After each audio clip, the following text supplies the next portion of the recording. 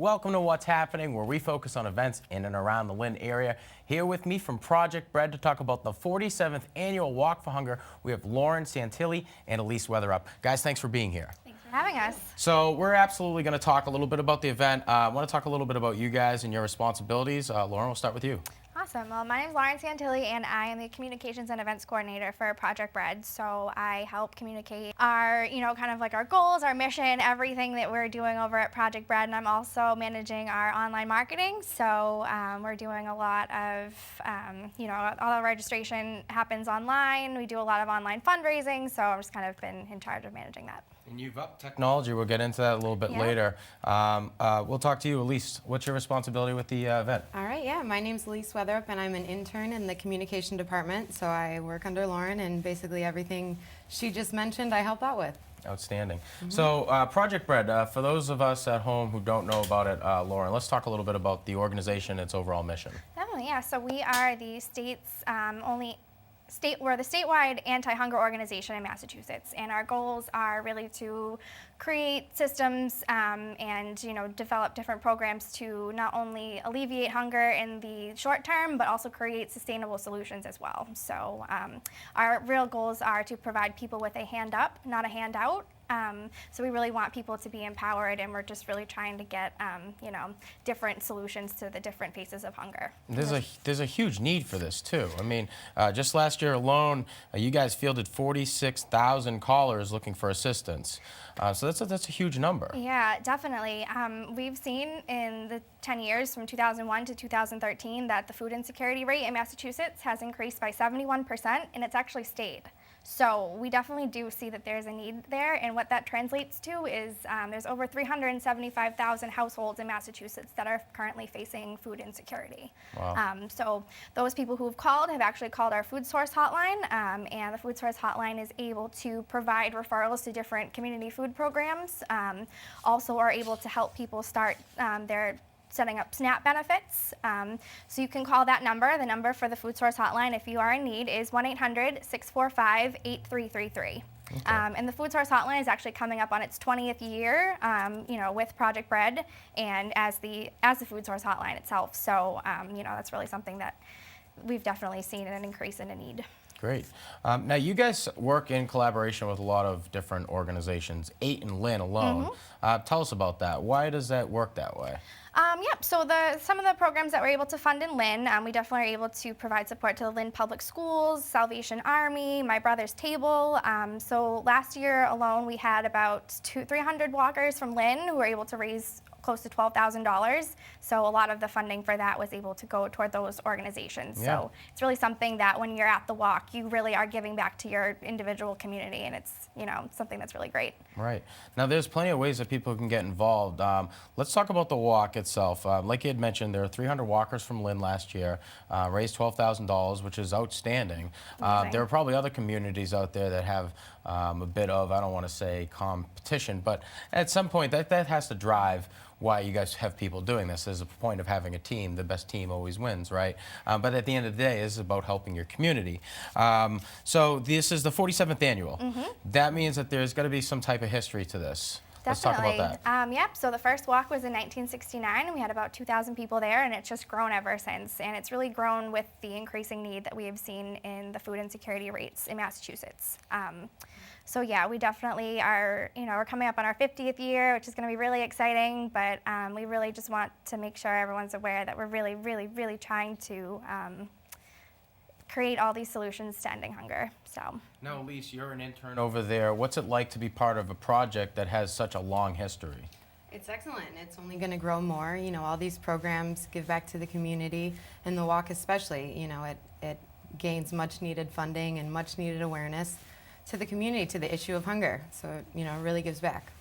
So from the 47th annual, that means that there have been a lot of people who have come and gone in organizing this event. Each year it gets a little bit bigger. Do you feel as though you have some big shoes to fill? Yeah, definitely. I mean, we try to beat every donation from the years previous and try and gain more funding. But it really is about awareness too. So if you can't donate, we still want you out there walking or volunteering. You can register online at projectbread.org/walk. And also on the Boston Common, the day of at 7 a.m., there's a rolling registration until 9 a.m. So it's a good way to get out there and raise awareness.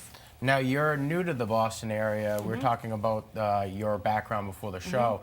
The Boston Common is just an incredible venue. Tell me about like your first, when you walked down there and you saw, oh, this is where I get to be on this day. Tell me about it. Yeah, it's beautiful, you know, one of the oldest parks in the country. It's an exciting place to have our walk and to start. And it's a beautiful 20-mile walk. It goes through Brookline, Newton, Watertown, Cambridge, and it ends back at the Boston Common. So it's a 20-mile walk. If you can't walk the whole 20 miles, there's checkpoints along the way, and they'll bring you back to the finish line at Boston Common, so everybody can finish. So that's a nice, yeah, it's nice. Outstanding. And again, of course, our goal here is to raise money to help those who are hungry. So let's talk a little bit about the ways people can get involved. You can be a walker, you can be a volunteer. Let's talk about that more. Definitely, yeah. So, walking, you can create a walk team if you want. You can walk with your friends. If you really just want to be there, we really want you there, so you can join, any of the teams. Yeah, and you can also volunteer. We have a lot of different volunteer opportunities, from helping us hand out water to helping hand out snacks at our snack stop at Arsenal Park. Definitely we need some help cleaning up at the end of the event, which is always kind of a big thing. So whatever you want to do, we really want you there. And also, if, say, you can't join us at the walk on Sunday, May 3rd, what you can do is you can join as a virtual walker and say, you have a track at your hometown, or you want to do something else that's physical, or anything you think that could help raise funds for the people who are facing the need in Massachusetts. That's something that you can do as well, and that's kind of a cool option that we offer. So if you're not able to join us, we really still want you to just be involved somehow. So yeah. I mean, it's a bunch of different ways people can do it. You can do a walk for hunger, push-ups for hunger. And you can do a swim for hunger. The goal is physical activity. That's something that you want to. So you can't just click channels for hunger. I mean, if you wanted to, if you had the money, that'd be great to donate.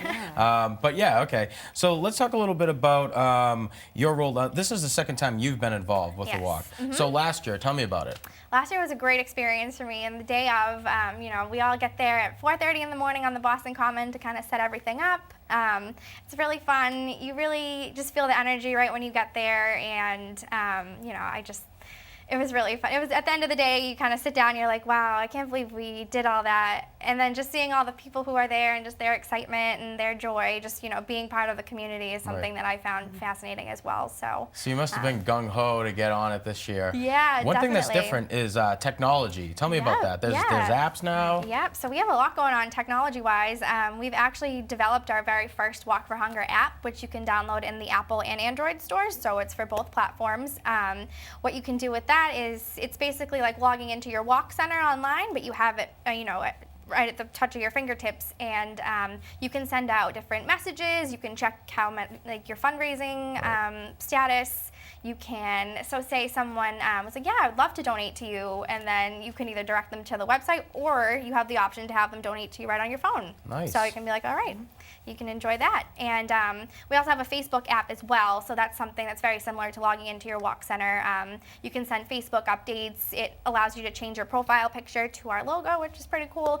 You can change your, the cover photo if you'd like. But we're really, really excited about the new app because it's just, first time that we've had it, and it's been in the process for a little while, but now everyone's able to use it. And I feel as though I've heard some great reviews on it, so we're really proud of that for sure. Accessibility at its best. Exactly. I want to thank you guys, Lauren Santilli, Elise Weatherup, Project Breads. The 47th Annual Walk for Hunger. It's going to be held Sunday, May 3rd, 7 a.m. to 9 a.m. Come on down, join a team, get involved. This helps out your community as well as the entire state of Massachusetts. I want to thank you guys again for coming on to the program. Sean. That's it for what's happening from the studio here at LynnCAM TV. I'm Sean Donahue, wishing you all the best.